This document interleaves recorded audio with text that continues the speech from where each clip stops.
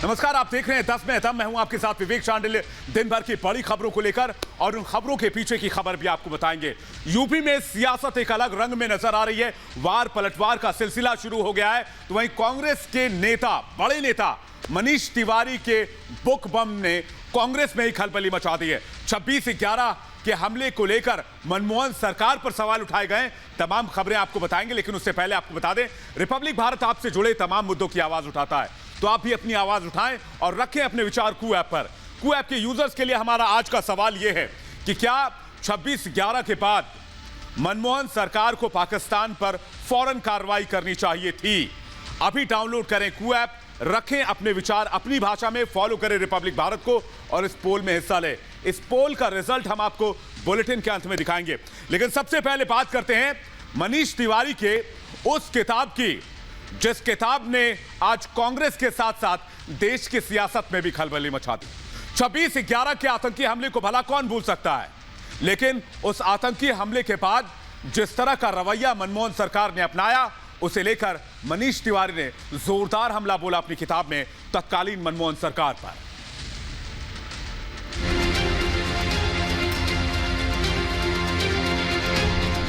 ऐसा कौन सा विशेष प्रेम आपका पाकिस्तान के प्रति है और पूर्व प्रधानमंत्री मनमोहन सिंह जी ने यह अनुमति हमारी वीर सेना को नहीं दी?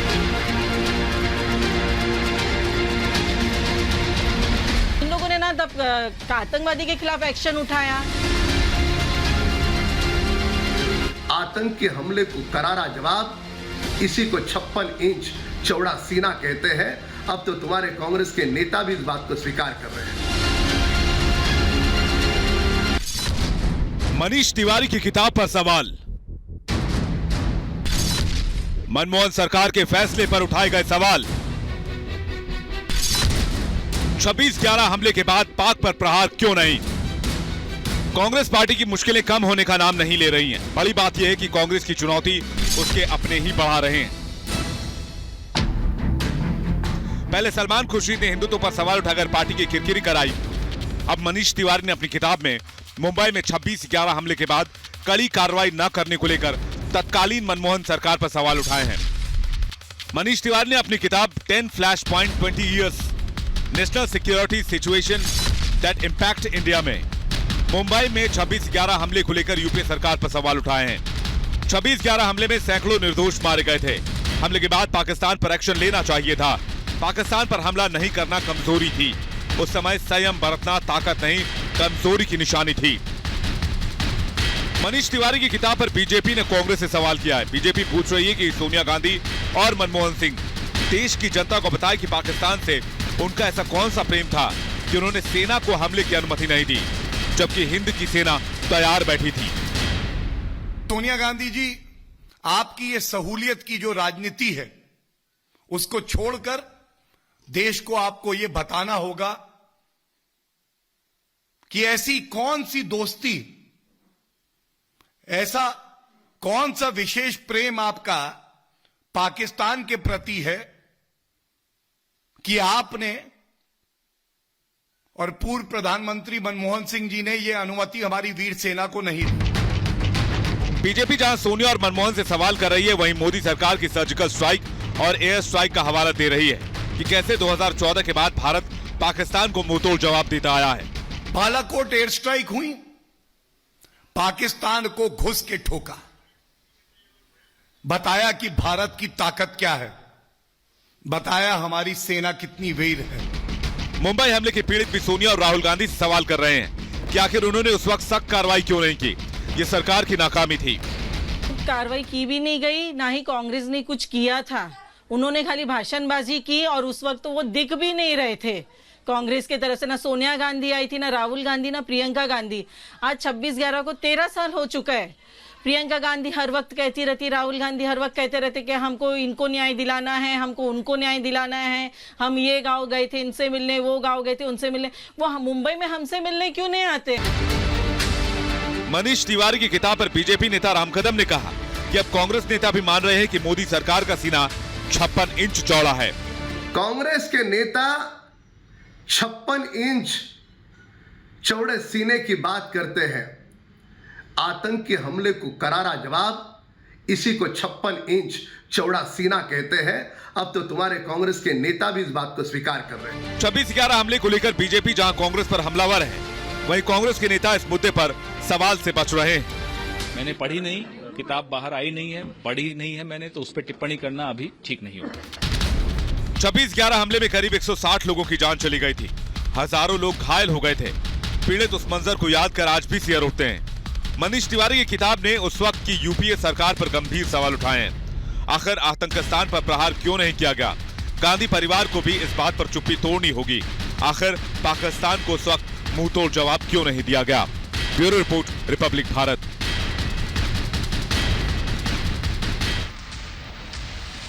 तो जहां मनीष तिवारी की किताब के बाद कांग्रेस पर किरकिरी होती नजर आ रही है, तो अगली खबर चलते हैं यूपी की तरफ। उत्तर प्रदेश में सियासी माहौल गर्म है। ओवैसी के बयान पर योगी आदित्यनाथ ने आज करारा पलटवार किया। योगी आदित्यनाथ ने कहा कि जो उत्तर प्रदेश का माहौल खराब करने की कोशिश करेगा, उसे करारा जवाब दिया जाएगा। आज यहां पर मैं चेतावनी दूंगा उस व्यक्ति को जो यहां पर सिटीजनशिप अमेंडमेंट एक्ट के नाम पर फिर से भावनाओं को भड़काने का कार्य कर रहा है। योगी ने ओवैसी को दी चेतावनी, भड़काओगे तो बच नहीं पाओगे। यूपी के सीएम योगी आदित्यनाथ ने असदुद्दीन ओवैसी को कड़ी चेतावनी दी है। योगी ने ओवैसी का नाम तो नहीं लिया, लेकिन साफ तौर पर कहा कि मैं चेतावनी देता हूं उस व्यक्ति को जो यहां पर सीए के नाम पर फिर से भावनाओं को भड़काने का काम कर रहा है। योगी ने ओवैसी को समाजवादी पार्टी का एजेंट तक बता दिया। भाइयों बहनों, मैं इस अवसर पर चाचा जान और अब्बा जान के नैया से कहूंगा कि वे सावधान होकर के सुन लें। अगर प्रदेश की भावनाओं को भड़का करके माहौल खराब करोगे तो फिर सख्ती के साथ सरकार निपटना भी जानती है। आज प्रदेश में दंगा नहीं, दंगा मुक्त प्रदेश के रूप में उत्तर प्रदेश की पहचान है। योगी ने ओवैसी पर वार किया तो थोड़ी देर में ओवैसी ने पलटवार कर दिया। ओवैसी ने ट्वीट किया कि सीए और एनआरसी का लगातार विरोध होता रहेगा। पहले भी कहा था, फिर कह रहे हैं, सीए, एनपीआर, एनआरसी जैसे असंवैधानिक कानून लागू करोगे तो हम संवैधानिक जरिए से उसके पुरजोर मुखालफत करेंगे। सिर्फ उत्तर प्रदेश ही नहीं, भारत के हर कोने में मुखालफत करेंगे। यूपी में अपनी सियासी ताकत को बढ़ाने के लिए ओवैसी जहां मुसलमानों को साधने का काम कर रहे हैं, वहीं ओवैसी ने सीए, एनआरसी की वापसी न होने पर यूपी में शाहीन बाग बनाने की धमकी भी दे दी है। अगर एनपीआर और एनआरसी का कानून बनाएंगे तो हम दोबारा रोड पे निकलेंगे, यहीं पर भी शाहीन बाग बनेगा इंशाअल्लाह ताला। याद रखो, हम खुद आएंगे यहाँ पर। हम मुतालबा करते हैं कि सीडब्ल्यूए का कानून वापस लिया जाए। असदुद्दीन ओवैसी की शाहीन बाग वाली धमकी और लोगों को उकसाने पर जहां सीएम योगी ने सख्त चेतावनी दी है। योगी ने कहा कि यूपी में अब कोई दंगा नहीं करा सकता है। वहीं ओवैसी ने ट्वीट कर यह जता दिया है कि चुनावी मौसम में वो भी हर वार पर पलटवार करेंगे। Bureau report, Republic Bharat. तो एक तरफ जहां ओवैसी और योगी आदित्यनाथ में वार पलटवार का सिलसिला तेज हो गया है, तो वहीं दूसरी तरफ विपक्ष अपनी रणनीति बनाने में अभी से जुट गया है। विपक्ष की कोशिश है कि मोदी और योगी की जोड़ी को किसी तरह से चुनौती दी जाए, लेकिन ऐसा होता दिख नहीं रहा है, क्योंकि एक तरफ मोदी और योगी हैं तो दूसरी तरफ अखिलेश यादव जयंत चौधरी यानी कि आरएलडी को साधने में लग गए हैं और आरएलडी के साथ 22 की चुनावी नैया पार करना चाहते हैं। लेकिन क्या यह संभव हो पाएगा, आइए देखते हैं।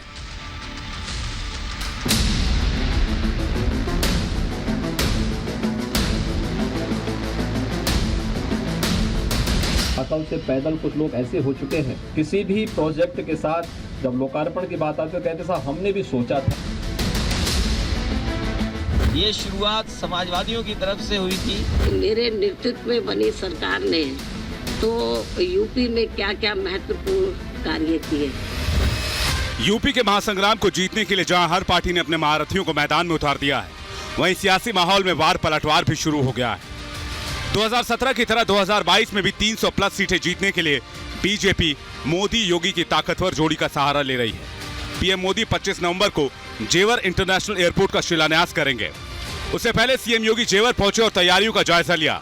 इस मौके पर योगी ने बिना नाम लिए अखिलेश यादव पर करारा प्रहार किया। उत्तर प्रदेश में अब एक समस्या ये भी आई है कि अकल से पैदल कुछ लोग ऐसे हो चुके हैं जो लोग किसी भी प्रोजेक्ट के साथ जब लोकार्पण की बात आती है कहते साहब हमने भी सोचा था इसको करने के लिए। चुनावी जंग जीतने के लिए यूपी में क्रेडिट वॉर भी शुरू हो गया है। पूर्वांचल एक्सप्रेसवे को लेकर अखिलेश यादव ने योगी सरकार पर निशाना साधा था। अखिलेश ने कहा था कि मेरे कामों का फीता बीजेपी काट रही है। शिलान्यास करने वालों ने हमेशा शिलान्यास किया है, उद्घाटन हुआ है, क्योंकि मैं जानता हूं हमारे बहुत सारे समाजवादियों ने साइकिल चला करके फूल की वर्षा कर करके उद्घाटन पहले से ही कर दिया है। ये शुरुआत समाजवादियों की तरफ से हुई थी, वो आज कम से कम पूरा हुआ है, लेकिन जिस रूप में पूरा होना चाहिए था उस रूप में पूरा नहीं हुआ है। क्रेडिट वॉर में मायावती की भी एंट्री हो चुकी है। बीएसपी अध्यक्ष ने कहा कि यूपी में जितने काम हुए हैं वो बीएसपी ने किए हैं, बीजेपी और एसपी ने कुछ भी नहीं किया। जबकि जो मैंने कार्य किए हैं तो मेरे ख्याल आज तक आज़ादी के बाद लंबे अरसे तक इधर कांग्रेस पार्टी पावर में रही, उसने भी नहीं किए, अन्य किसी पार्टी ने भी इतने कार्य नहीं किए हैं इतने कम समय में, और मौजूदा वर्तमान भाजपा सरकार ने भी इतने कार्य नहीं किए हैं। क्रेडिट वॉर के बीच मोदी योगी की जोड़ी का सामना करने के लिए पार्टियां रणनीति बनाने में भी जुट गई हैं। अखिलेश यादव लगातार छोटी पार्टियों के साथ गठबंधन कर रहे हैं। खबर है कि आरएलडी और समाजवादी पार्टी के बीच बात बन गई है। जयंत चौधरी ने अखिलेश यादव के साथ मुलाकात की, तस्वीर ट्वीट करते हुए लिखा, बढ़ते कदम। बता दें कि 2017 के चुनाव में यूपी की जनता ने दो युवाओं की जोड़ी राहुल गांधी और अखिलेश यादव को पूरी तरह से खारिज कर दिया था। देखना होगा कि इस बार अखिलेश जयंत की जोड़ी क्या कमाल दिखाती है। 2019 लोकसभा चुनाव में अखिलेश, जयंत और मायावती ने साथ मिलकर चुनाव लड़ा था। अखिलेश को 5 सीटें मिली थी, मायावती को 10 सीटें और जयंत के खाते में 0 आया था। 22 के महासमर का विजेता कौन होगा इसका फैसला तो जनता करेगी, लेकिन चुनाव से पहले सियासी समीकरण बनाने के साथ साथ यूपी के विकास को लेकर क्रेडिट वॉर चालू है। देखना होगा कि जनता को किसकी बातों में दम नजर आता है और जनता किसको 22 का सरताज बनाती है। Bureau report, Republic Bharat. तो ये तो बात रही उत्तर प्रदेश की सियासत की, लेकिन अफगानिस्तान की अगर बात करें तो अफगानिस्तान में हालात दिनों दिन खराब होते जा रहे हैं और अब तालिबान को ही निशाना बनाया जा रहा है। जो तालिबान अपनी हुकूमत की बात करता है वही तालिबान अब आईएसआईएस खुरासान के निशाने पर है। यानी कि तालिबान के ऊपर एक बार फिर से आईएसआईएस का एक बड़ा हमला हुआ है।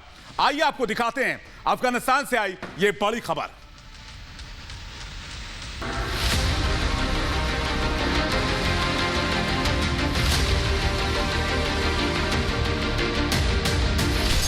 फिर धुआं धुआं हुआ काबुल। आईएसआईएस खुरासान का ऐलान जंग।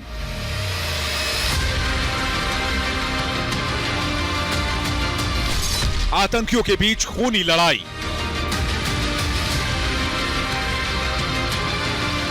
दुनिया के दो खूंखार आतंकी गुटों के बीच शुरू हुई खूनी लड़ाई से काबुल करा रहा है। सड़कें खून से लाल होने लगी। अफगानिस्तान खून खराबे के एक दौर से निकलकर दूसरे दौर में प्रवेश कर चुका है, जहां आमने सामने हैं तालिबान और आईएसआईएस के जैसे खतरनाक गुट।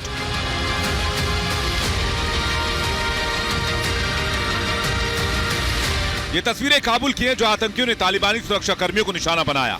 तेज धमाके की वजह से उठे गुबार से पूरा शहर धुआं धुआं हो गया। तस्वीरों को देखकर अंदाजा लगाना मुश्किल नहीं है कि धमाका कितना जबरदस्त था।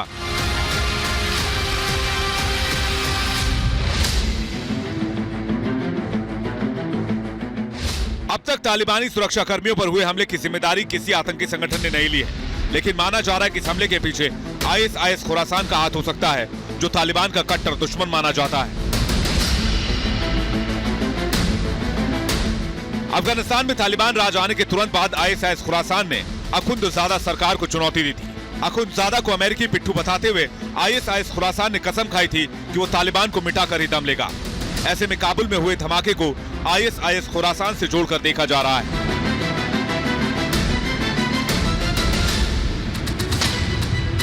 आईएसआईएस के आतंकी अखुंदजादा के सैनिकों को लगातार निशाना बना रहे हैं। हाल ही में काबुल के मिलिट्री हॉस्पिटल में धमाका हुआ था। इस धमाके में तालिबान का टॉप कमांडर मारा गया था और अब सुरक्षा कर्मियों के काफिले पर हमला। आशंका जताई जा रही है कि अफगानिस्तान में खून खराबे के नए दौर की शुरुआत हो चुकी है। Bureau report, Republic Bharat. और अब आपको अमेरिका के दक्षिण कैलिफोर्निया से आई ऐसी तस्वीर दिखाते हैं जिसे देखकर शायद आप अपनी आंखों पर यकीन ना करें। एक ऐसी तस्वीर जिसे देखकर आपको लगेगा कि शायद ये फिल्मी हो सकती है, लेकिन जब उसकी हकीकत आप सुनेंगे तो शायद आपके पैरों तले जमीन खिसक जाए। देखिए आखिर कहां हो गई नोटों की बारिश।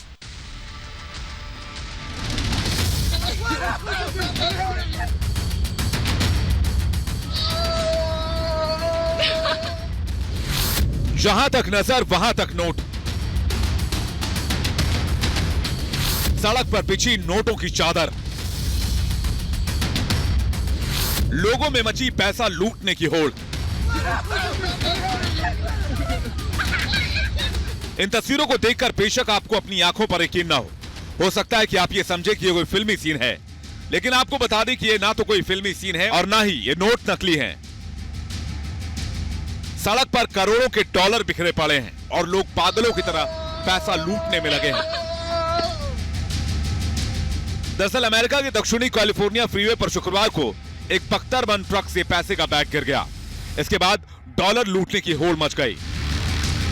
खबरों की माने तो घटना सुबह 9:15 बजे की है, जब बख्तरबंद ट्रक सैन डिएगो से फेडरल डिपॉजिट इंश्योरेंस कॉर्प के एक ऑफिस की ओर जा रहा था, जिसके दरमियान रास्ते में ट्रक से कई बैग टूटकर गिर गए, जिसके बाद दक्षिणी कैलिफोर्निया के कासबैग मेन रोड पर डॉलर की चादर बिछ गई, जिसका वीडियो सोशल मीडिया पर जमकर वायरल है। इस मामले में घटनास्थल से 2 लोगों को गिरफ्तार किया गया है। फिलहाल एफबीआई मामले की जांच कर रही है। हालांकि घटना के 2 घंटे के भीतर कैलिफोर्निया फ्रीवे को फिर से आम लोगों के लिए खोल दिया गया है। Bureau report, Republic Bharat. और अब बात करते हैं आज के कू के सवाल की। हमने पूछा था 26/11 के बाद क्या मनमोहन सरकार को पाकिस्तान पर फौरन कार्रवाई करनी चाहिए थी। 99% लोगों ने हाँ में जवाब दिया है। वक्त एक ब्रेक का है, 10 मिनट में फिलहाल इतना ही। कल फिर वापस लौटेंगे बड़ी खबरों के साथ, जरूर देखिएगा। ब्रेकिंग न्यूज के लिए आप बने रहिए रिपब्लिक भारत के साथ।